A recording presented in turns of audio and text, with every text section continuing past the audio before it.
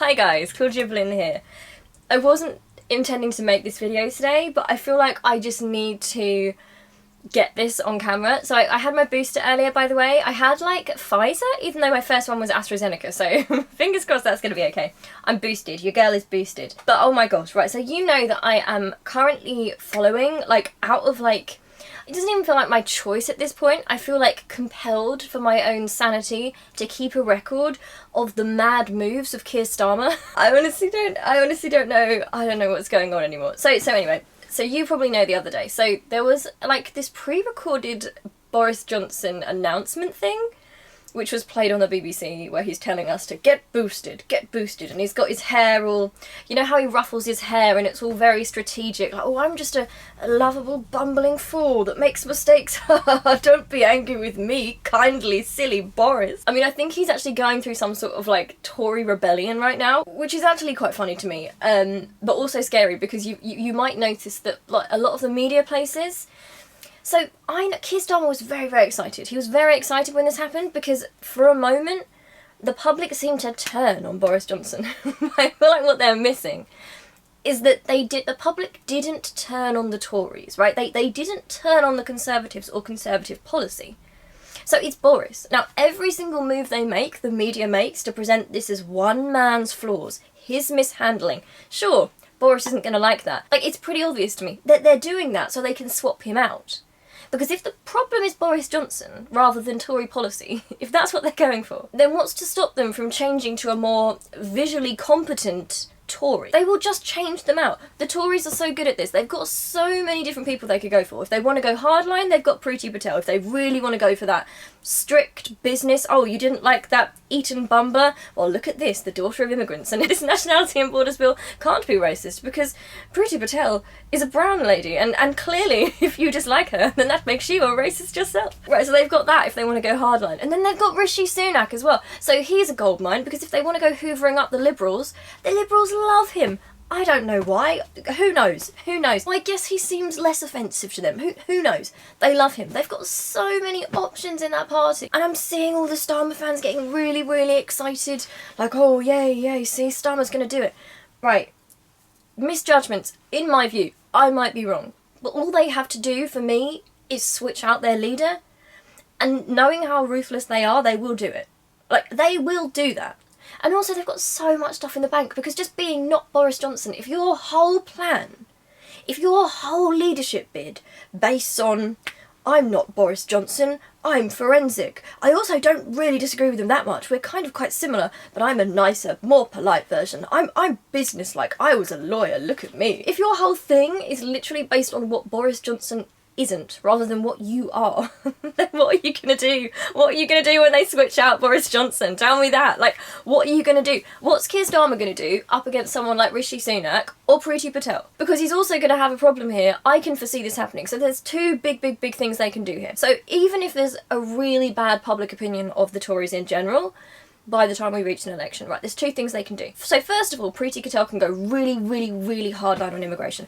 All they've got to do, because remember, the public's already been groomed for this. They've been groomed by the media, not even just the tabloids, but the supposedly impartial BBC and stuff like that, which of course isn't impartial. So all they've got to do is say, right, vote for us, and we're going to get rid of that little immigrant problem. Because remember, everyone's been groomed to think that it's the problem of, for some reason, the immigrants are doing that. I'm not quite sure how. Like, they come over here, they take our jobs, apparently, but then, oh, they're not working. I don't think people can quite decide. So they can do that. Because, look, Labour's already leaning into the anti-immigrant stuff. Like, I've made a video before where I talk about Yvette Cooper, right? They've got Yvette Cooper back.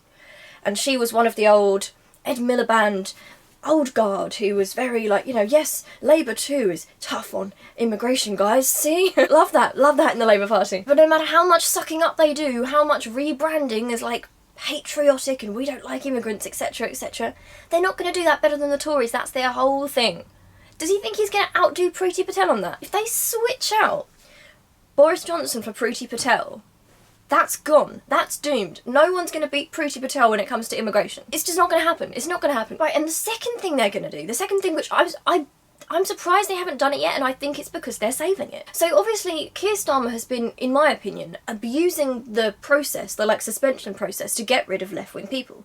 To the extent that he's saying he's suspending people for anti-Semitism, but he's suspending lifelong Jewish Labour members, which doesn't make sense, because why are you, a non-Jewish person, suspending Jewish people for anti-Semitism? Like, no one wants to look at that for some reason. Like, everyone's all, look away, look away. Oh, you're denying anti-Semitism. No, my friends, I'm not. I'm very much against anti-Semitism. I don't deny it exists. I'm just saying that it's a bit suspicious, isn't it, that these left-wing Jewish people are getting suspended by those rules. It smells a bit odd to me. Anyone else smelling a bit of an odd smell? Right, but he's gone down that road. So he's gone for the whole Labour is anti-Semitic thing. I'm not saying Labour wasn't, I'm just saying it wasn't more anti-Semitic than anywhere else. There's anti-Semitism in society because anti-Semitism is a virus which infects everything.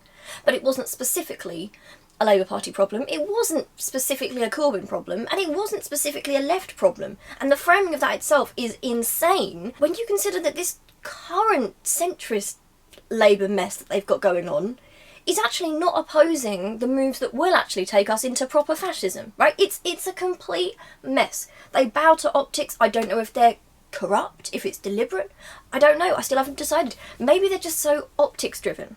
Maybe that's it. Maybe he just comes from that world where, oh, everyone thinks I'm so clever. I'm Director of Public Prosecutions, a very reasonable, powerful man, and I wear a suit and I'm putting the Prime Minister on notice. Oh, don't do that again, Boris. Slap on the wrist from me. Not really. Have a sweet. He's genuinely giving off, like, harassed deputy head vibes sometimes, and that's at his best.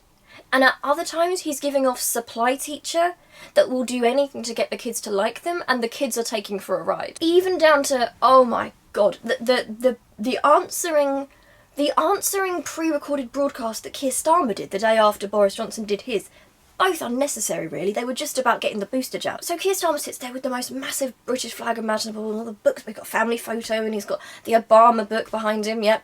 He knows who he's going for. And it's the most boring thing I've ever seen in my life. There's no passion, there's nothing. And then I'm seeing his little group of people online like, oh, that Prime Ministerial, oh, Prime Minister in waiting. Oh my god. It's like a nightmare.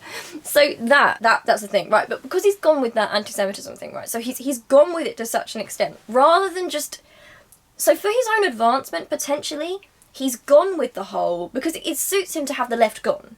So if he can say that Jeremy Corbyn himself was anti-Semitic, doesn't matter that the actual thing that looked into this did not find Jeremy Corbyn anti-Semitic. It said that the complaints process should be better. And we also have a report that tells us Jeremy Corbyn was trying to improve the complaints process, and that he was actually stopped from doing that from opposition within the party. But who cares about facts? Why would a human rights lawyer care about facts? No, it's much easier to say that all these people on the left are anti-Semitic. All criticism of Israel, anti-Semitic. And I don't even think, I know Starmer doesn't believe that. I know he doesn't believe that because I know in the past he's actually stood up against colonialism. He did used to have those politics. He's using it because it's getting rid of his opposition. For whatever reason, it's a really easy way to do it. But he is a fool, because does he not think, right, the way he's done this now, right, because he's allowed this and enabled it, to the extent that, like, general just random people in this country think that Jeremy Corbyn is, like, anti-Semitic, right, personally anti-Semitic, like, they've gone with that. Because he hasn't fought against that. What makes him think that when it comes to an election, the Tories aren't going to say, wait a minute, Keir, didn't you support Jeremy Corbyn? Oh, you must be anti-Semitic because you supported him. And of course, you know what they might even do? They might even call him out on something that he deserves to be called out on, which is saying, oh, wait, so why are you, a non-Jewish person, suspending all these Jewish people from your party? Like, it doesn't make sense, does it? Oh my god, I can see this coming. I know what I'd do if I was in the Tory party. Because honestly, if I was them right now, I can think of a number of things that would be very, very easy. Like, very, very easy that Keir Starmer has done to himself. I won't say them in this video, because I still, as much as I can't stand the guy, like, really can't stand the guy, I would still, if it has to be him or the Tories, I would prefer him to the Tories.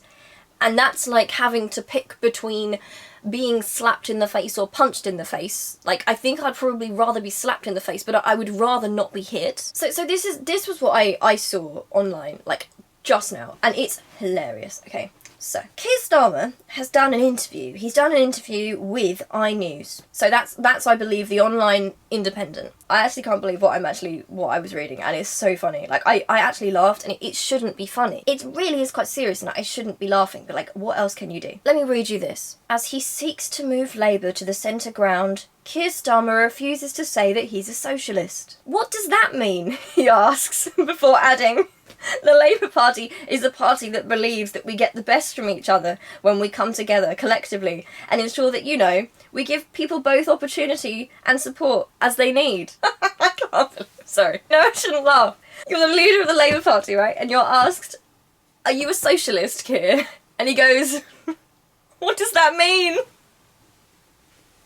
I'm sorry. I think I'm quite hysterical because everything's just so mad right now. I'm so sorry. Oh my god, I thought it was a joke. I saw people tweeting about it and I thought, oh, funny. That's funny. It's almost something as bad as something he would say. What does that mean? What is this man doing in the Labour Party? Like, for real, you know, like, seriously. What's he doing in the Labour Party? What does that mean? I can't get over that. Like, what sort of a reply even is, what does that mean? Because it's not even, who's that hitting? It's not even a denial. It's not trying to appeal to the centre by saying, don't worry, I'm not a scary socialist. It's even worse. It makes him sound like he doesn't know anything.